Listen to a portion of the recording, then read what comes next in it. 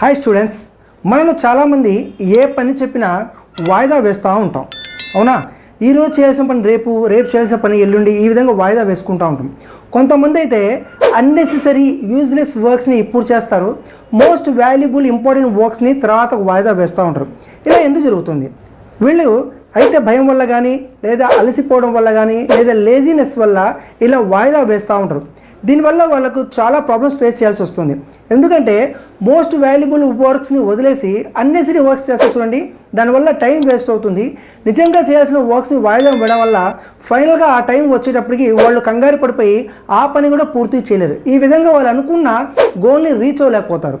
So my dear students, మీరు అనుకున్న గోల్ని రీచ్ అవ్వాలనుకుంటే ఫస్ట్ ఏ పని అయితే మీరు చేయాలనుకుంటారో మోస్ట్ వాల్యుబుల్ వర్క్ని ఆ రోజే చేసేయండి, కుదిరితే ఇప్పుడే చేసేయండి.